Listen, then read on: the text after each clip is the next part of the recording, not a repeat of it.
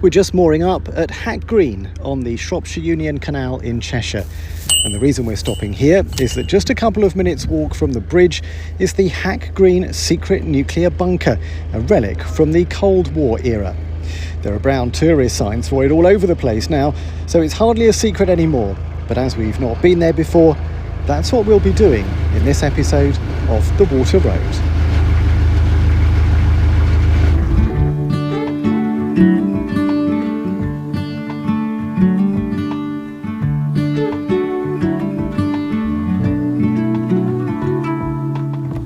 So I'm here at the secret nuclear bunker with Jason, who's the general manager. So just tell me, what is the bunker and what can people see here? It's a historical museum about the Cold War. The Soviet Union protested strongly to the United States about what it calls dangerous provocations by American warships in the Gulf of Oman yesterday. We started off as a radar station during the early years of the Cold War, the 1940s, 1950s.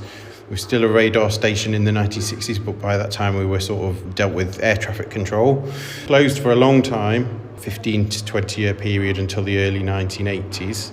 The government spent a huge sums of money in 1980s terms, millions of pounds, £32 million, and kitted out the bunker to become effectively a command centre in the event of a nuclear war. So we would have become the capital building for the northwest of England from here. So we would have decided how to deal with survivors in Manchester, Liverpool, Chester, Preston, Lancaster, basically that whole strip going all the way up to Scotland. So why is it actually here in this spot? Because we're kind of in the middle of nowhere. We are. As far back as World War II, there was a site here which was called a starfish site, which is basically a decoy for a crew station. So the idea was that hopefully it would fool German bombers trying to bomb crew station, and they would fly here and drop their bombs here, hopefully.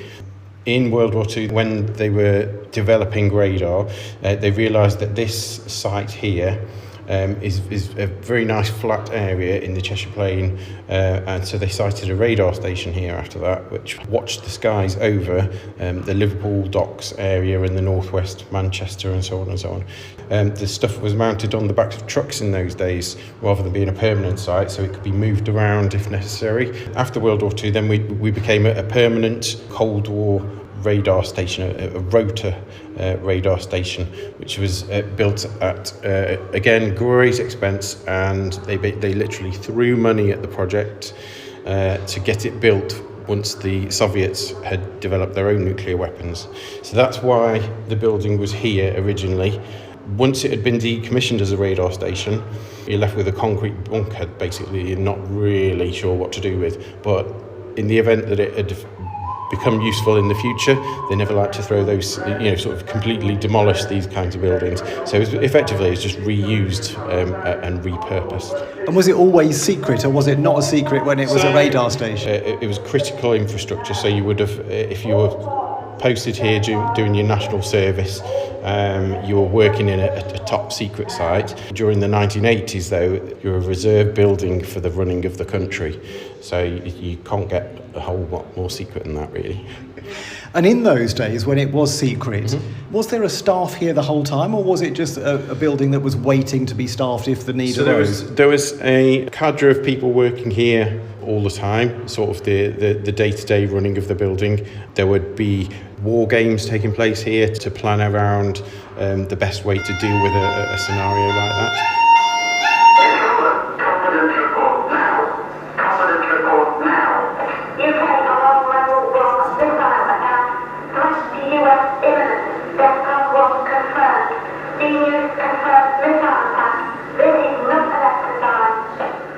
Other people would come in and top up their skills from time to time, coming in once or twice a week, perhaps, if it was, say, the local BT engineers looking at their equipment. This is a routine British Telecom emergency communications network test message for Regional Government Headquarters, Station 10-2. Test message begins.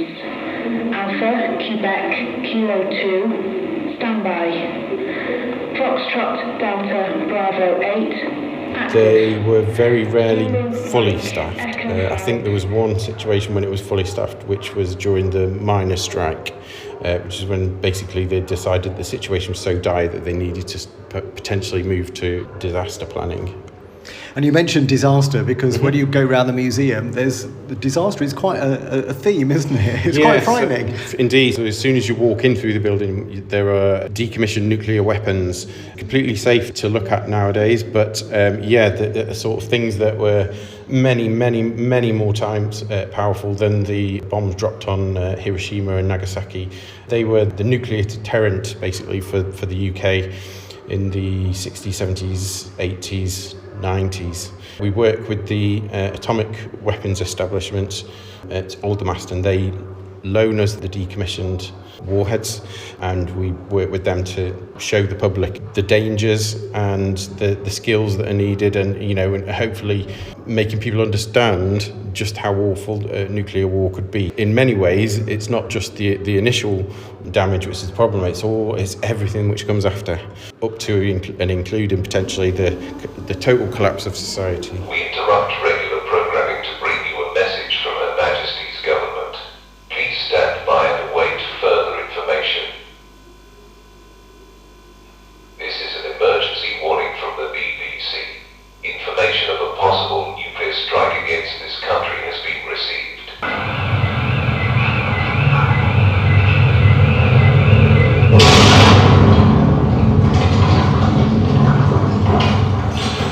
I think those of us who grew up in the 80s and 90s probably remember that we all feared a nuclear war, didn't we? That seems to have that's gone away a bit, hasn't it, really? It did, and then I started working here just after COVID, and at the time we used to make a little joke with the public about, aren't we lucky that the nuclear war apocalypse never happened, and basically we're dealing with little germs, staying at home, watching box sets on TV, trying not to be bored out of our minds. But then, as these things often do, the world changed again, and we had a little war going on in the Ukraine, which has brought everything back into very, very sharp focus for it. And it seems remarkable that we're so close to the canal, and yet the whole place was secret, and people didn't really know it was here. Indeed. Apparently, the personnel posted here in the 50s and 60s, during their free time, would climb up onto the roof of the building. There was a sort of an area where they could relax and have a few minutes outside and wave to the boaters. But not when it was properly secret. No. So they must have known something was going on here. But as to exactly what that was, I think they would be blissfully unaware.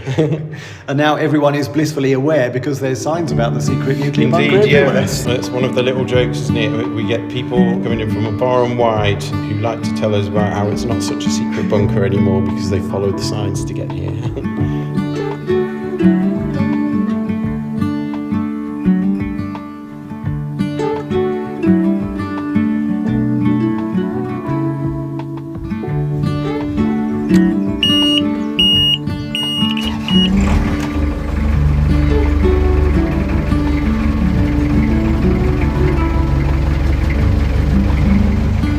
Well, after that brief visit to reality, we're back on the move in the world of the canals.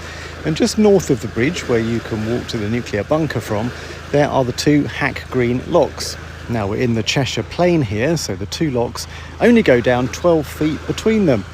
And in fact, the next lock on the Shropshire Union Main Line is almost 9 miles further on.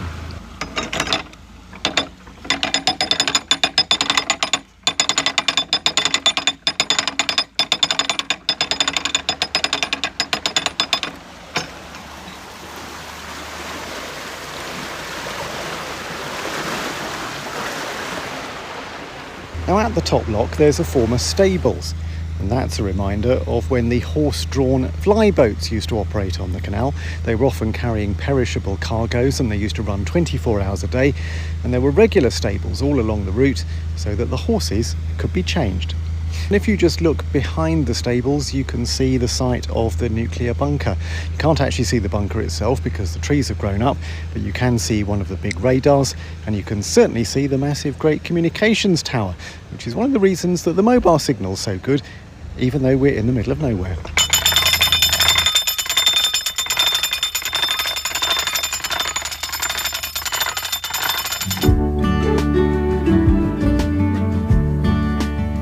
we're down the locks, and that means that's all for this episode of The Water Road.